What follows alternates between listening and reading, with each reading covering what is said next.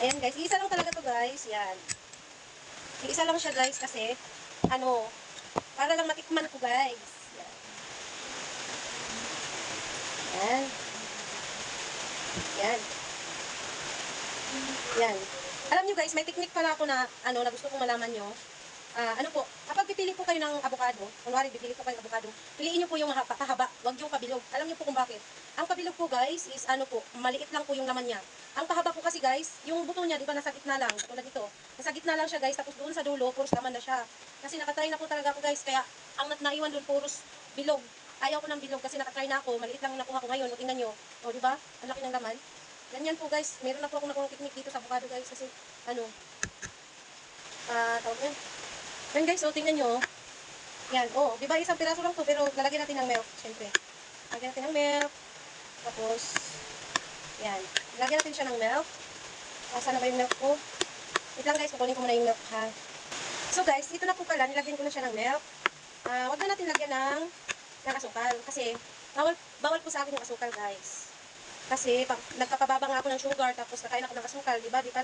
Parang sinusuway ko lang din yung sarili ko. Kaya, kailangan na natin maging, gusto ko talaga durug-durugin eh. Ayaw kong kumain ng buo-buo. Gusto ko dinudurog ko. Tapos, yun nga yung sinasabi sa inyo guys. Parang ayaw ko rin maging pasaway sa sarili ko kasi sino ba naman ang magdudusa? Hindi ako lang din dito. Kaya kailangan natin na disiplinahin pa rin natin ang ating sarili kahit na, kailangan talaga self-discipline talaga kasi kapag nagkakasakit ka, walang ibang sisisihin kundi sarili mo lang kasi pasaway ka, ganun lang. Kaya kailangan sumunod tayo guys. Yung sinasabi ng bawal, ng ganito, bawal ng ganyan. Kaya kailangan natin sumunod guys. Kailangan talaga kasi hindi pwede yung pasaway tayo. Pag pasaway po tayo, nagiging pasaway rin po yung yan. Yan na guys. Ito, isang piraso lang to guys, pero marami siya guys. Gusto ko talaga durog. Tunga ko ba? Ayaw ko mag-uya-uya eh. Tsara lang naman yung anagin din dito. So guys, itigman na natin kung anong lasa. Gatas lang nilagay ko guys.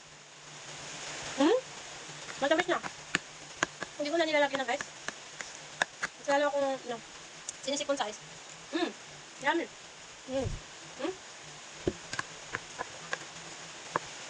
Ganyan lang.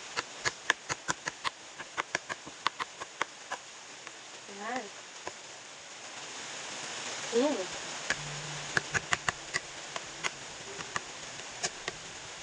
Napakaganda sa katawan nito guys. Marami siyang benefit sa katawan. Kung gusto niyo magkalasa, hindi ko na maubos eh. Kung gusto niyo magkalasa to guys, lagyan niyo na lang gatas. Pero kung talagang gusto niyo lang ng, pwede niya mapapakin siya. Kasi masarap naman.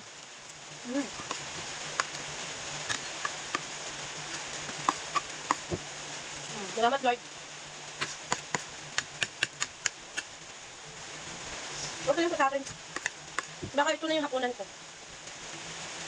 Magkatas na lang ako mamaya. Yummy!